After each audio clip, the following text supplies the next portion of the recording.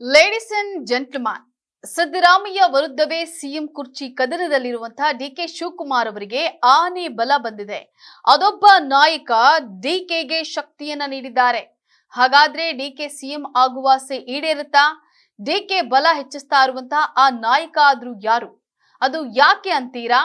S ವೀಕ್ಷಕರೇ, ನೆಲ ಜಲ ಭಾಷೆಗಾಗಿ ಪ್ರಾಮಾಣಿಕ ಪತ್ರಿಕೋದ್ಯಮ. ನೀವು ನೋಡ್ತಾ ಇದ್ದೀರಾ ಫೋಕಸ್ ಟಿವಿ. ನಾನು ಪವಿತ್ರ.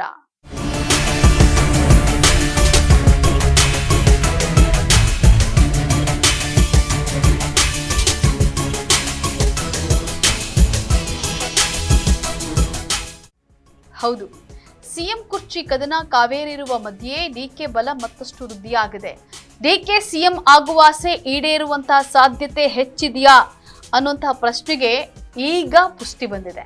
ಉತ್ತರ ಕರ್ನಾಟಕದ ಕಾಂಗ್ರೆಸ್ಸಿನ ಪ್ರಭಾವಿ ನಾಯಕ ಡಿಕೆಗೆ ಶಕ್ತಿ ತುಂಬುವಂತಹ ಸಾಧ್ಯತೆಗಳನ್ನ ಹೆಚ್ಚಾಗಿವೆ. ಆ ನಾಯಕನಿಂದ ಡಿಕೆ ಶಿವಕುಮಾರ್ ಅವರಿಗೆ ಆನೆ ಬಲ ಬಂದಂತಾಗಿದೆ. ಇದು ಈಗಾಗಲೇ 40 ಶಾಸಕರನ್ನ ಮುಂಬೈಗೆ ಕರೆದೊಯ್ಯಲು ಸಿದ್ಧತೆಯನ್ನ ಮಾಡಿಕೊಳ್ತಾ ಇರುವಂತಹ ಡಿಕೆ ಬಣದ ಶಾಸಕರ ವಿಶ್ವಾಸ ಮತ್ತಷ್ಟು ಹೆಚ್ಚಾಗುವಂತೆ ಮಾಡಿದೆ. ಎಷ್ಟಕ್ಕೂ ಡಿಕೆ ಶಕ್ತಿ ಹೆಚ್ಚಾಗಿರೋದಾದ್ರೂ ಹೇಗೆ? ಅವರ ಬಲ ವೃದ್ಧಿ ಮಾಡುವಂತಹ ಆ ಪ್ರಭಾವಿ ನಾಯಕನಾದ್ರೂ ಯಾರು ಅನ್ನೋದನ್ನ ನೋಡೋದಾದ್ರೆ ಅದು ಬೇರೆ ಯಾರು ಅಲ್ಲ, ಧಾರವಾಡ ಜಿಲ್ಲಾ ಪಂಚಾಯತ್ ಸದಸ್ಯ ಯೋಗೀಶ್ ಗೌಡ ಕೊಲೆ ಪ್ರಕರಣದಲ್ಲಿ ಜೈಲು ಪಾಲಾಗಿರುವಂತಹ ಮಾಜಿ ಸಚಿವ ವಿನಯ್ ಕುಲಕರ್ಣಿ. ಹೌದು, ವಿನಯ್ ಕುಲಕರ್ಣಿ ಹೇಳಿ ಕೇಳಿ ಉತ್ತರ ಕರ್ನಾಟಕದ ಪ್ರಭಾವಿ ನಾಯಕ. ಅವರಿಗೆ ತಮ್ಮದೇ ಶಾಸಕರ ಬೆಂಬಲ ಇದೆ. ದಕ್ಷಿಣ ಕರ್ನಾಟಕದಲ್ಲಿ ಡಿಕೆ ಶಿವಕುಮಾರ್ ಹೇಗೆ ಪ್ರಭಾವಿ ರಾಜಕಾರಣಿಯೋ ಹಾಗೆ ವಿನಯ್ ಕುಲಕರ್ಣಿ ಉತ್ತರ ಕರ್ನಾಟಕದಲ್ಲಿ ಅಷ್ಟೇ ಪ್ರಭಾವಿ ರಾಜಕಾರಣಿ. ಈಗ ಯೋಗೀಶ್ ಗೌಡ ಕೊಲೆ ಕೇಸ್ನಲ್ಲಿ ಜೈಲು ಪಾಲಾಗಿದ್ದಂತ ವಿನಯ್ ಕುಲಕರ್ಣಿಗೆ ಜಾಮೀನು ಸಿಕ್ಕಿದೆ. ಅರ್ಥಾತ್ ಅವರಿಗೆ ಬಿಡುಗಡೆ ಸಿಕ್ಕಿದೆ. ಇದು ವಿನಯ್ ಕುಲಕರ್ಣಿಗೆ ರಿಲೀಫ್ ಆದ್ರೂ ವಾಸ್ತವವಾಗಿ ಡಿಕೆ ಶಿವಕುಮಾರ್ ಅವರಿಗೆ ಭಾರಿ ಬಲವನ್ನ ತರಿಸಿದೆ.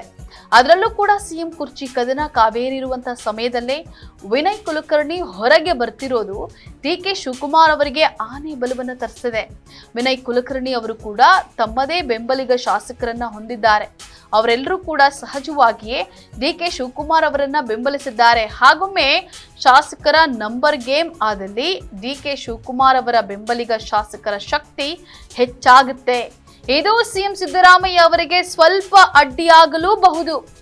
ಏನೇ ಆಗ್ಲಿ, ಅನುಭವಿ ರಾಜಕಾರಣಿ ಆಗಿರುವಂತಹ ಸಿಎಂ ಸಿದ್ದರಾಮಯ್ಯ ಅವರ ಮುಂದೆ ಡಿಸಿಎಂ ಡಿಕೆ ಶಿವಕುಮಾರ್ ಹಾಗೂ ಅವರ ಬೆಂಬಲಿಗ ವಿನಯ್ ಕುಲಕರ್ಣಿ ಅವರ ತಂತ್ರಗಾರಿಕೆ ವರ್ಕೌಟ್ ಆಗುತ್ತಾ ಅನ್ನೋದೇ ಸದ್ಯದ ಪ್ರಶ್ನೆಯಾಗಿದೆ.